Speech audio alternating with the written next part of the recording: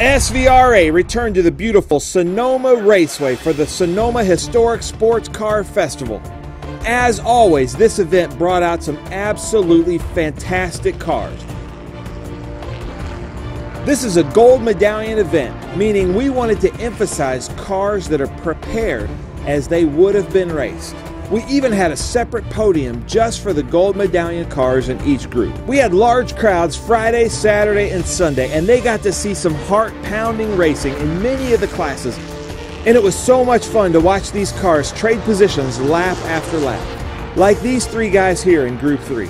What is so cool about this style of racing is the diversity in cars, but not lap times. For instance, the top three in Group 3, you have a front-engine, front-wheel drive Mini driven by Don Racine, a front-engine, rear-wheel drive MGB driven by Edward Lamancia, and a rear air-cooled engine, rear-wheel drive Porsche Speedster driven by Bill Lyons. But they were never further than a stone's throw away from each other on the track.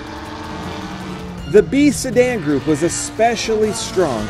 Check out how many BMW 2002s we had this weekend. Group 5 was ripe with stock car history, showcasing the 50s, 60s, and 70s with the Grand National stock cars, as well as the stock cars NASCARs of the 80s through 2010.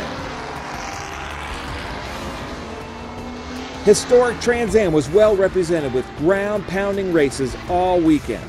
But I think the fan favorite from the weekend went to the pre-war class in the century-old exhibition class. And the first one is actually one that I'm driving. This is a 1916 Romano Sturtevant. Even our Grand Marshal, four-time Indy 500 winner Al Unser, was impressed that Lynn St. James got behind the wheel of this 1912 Packard 30 and had a blast in one of the sessions. Also joining us this weekend was the host of one of my favorite TV shows, Overhaul. Yo, what's up? It's Chris Jacobs from Overhaul, and I'm here in Sonoma at the Sports Car Vintage Racing Association event with my boy Walt Brown, who's running in not just one, but two different classes. It is Vicky Camaro and his badass Boss 302 that's behind us. 1970, the year of my birth. Friday night, SVRA, NetJets, and Merrill Lynch hosted a party at Ramsgate Winery. Saturday, we took some of the best cars from the racetrack to downtown Sonoma for the Downtown Festival that raises funds for the Speedway Children's Charities.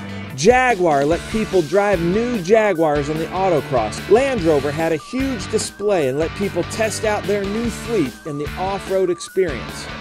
You could also get up close to the new Airbus helicopter.